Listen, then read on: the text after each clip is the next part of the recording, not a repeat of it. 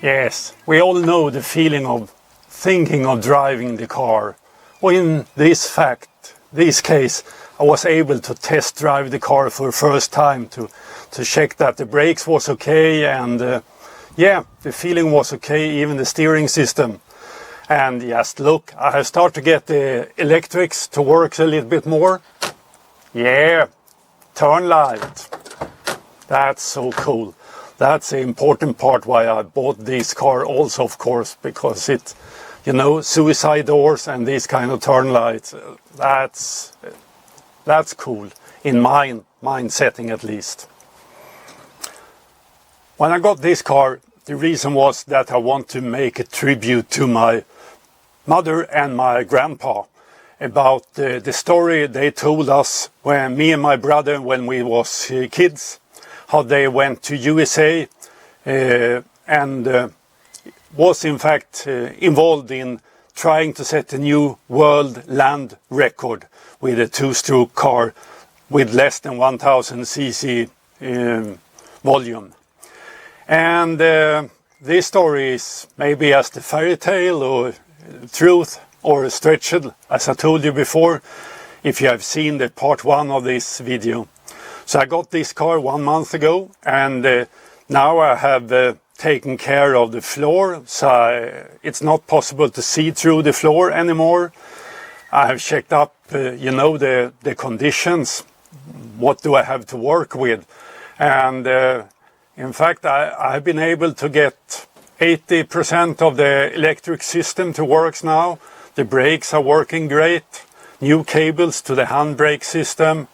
And even the interior, I washed it off a little bit and it started to look pretty okay to be, not in new condition of course, but to be like it was when it was put into the barn 55 years ago. And what happened now is that I'm writing on the book, the story.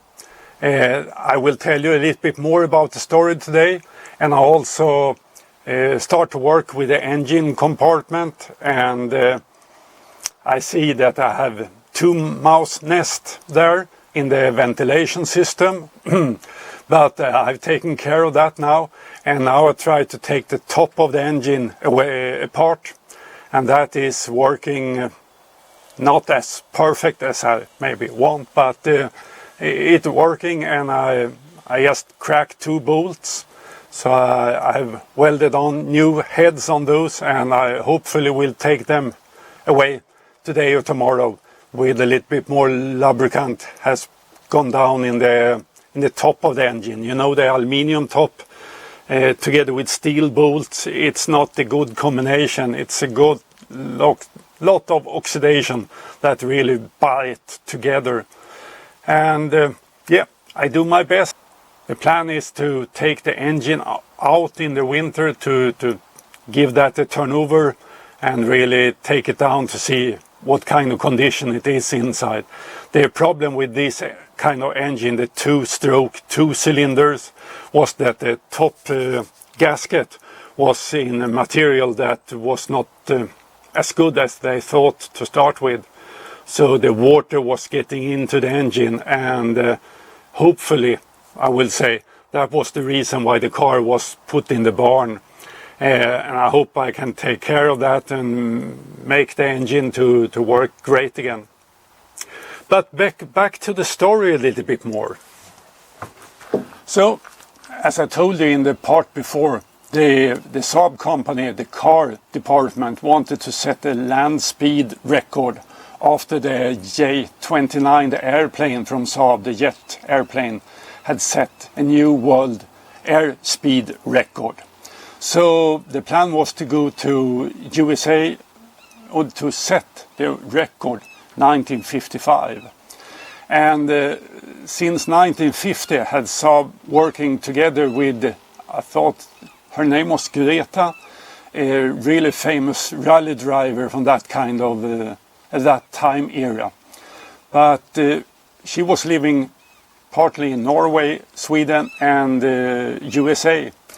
And she just bought a what's a health center, a big house in Norway, when they wanted to do this speed record tryout.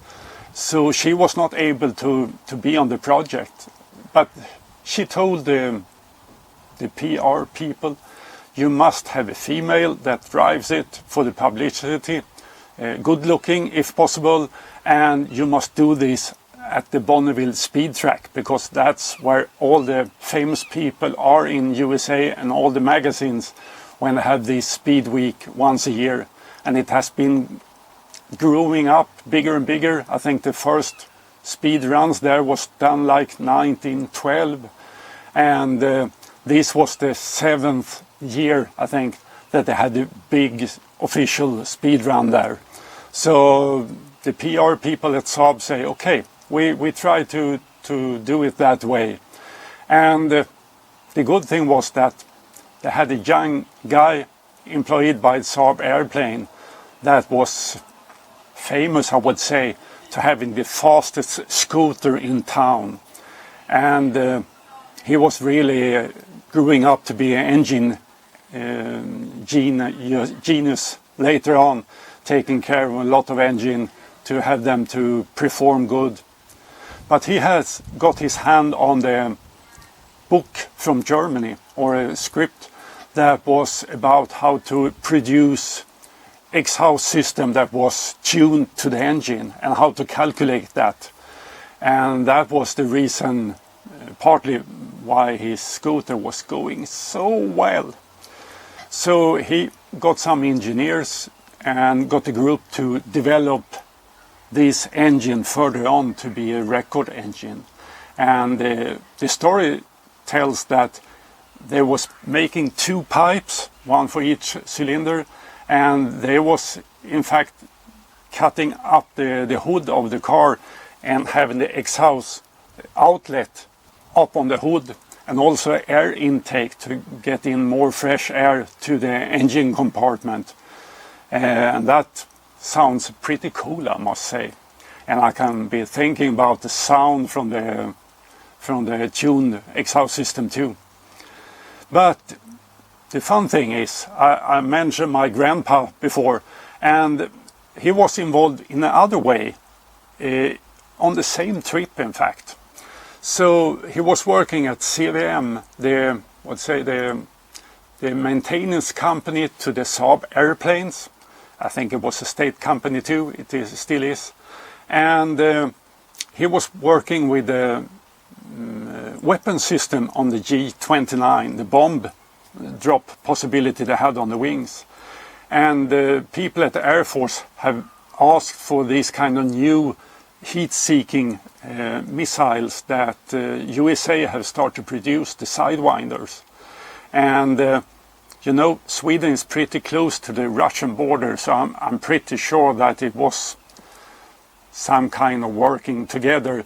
You know, later on it was this kind of radio control from airplanes up in the air trying to listen to Russian communication. So they got involved, the CVM people got involved to visit USA and to see the Sidewinder robots working. And if the story is partly true, there was even offered to bring some Sidewinders back home to Sweden. So the box that they shipped the car in had 2 layers of bottom. So there was in fact thinking about putting the Sidewinder, some samples of that, in the same box on the way home, because it was rather hush-hush. No talk about that they was working together and getting the opportunity to use the Sidewinders on the J-29 airplanes. So it's a rather complex story, so to say. But in the beginning of the summer '55 was they able to ship the car in the big wooden box, and I will tell you more in the next video hopefully in about 1 month. And I hope you understand when I try to use the English language. I'm not used to this, but I hope you enjoy it and smile a little bit about the old man from Sweden. So take care, have fun, and we see what happened with these, and I will tell you more about the story next time.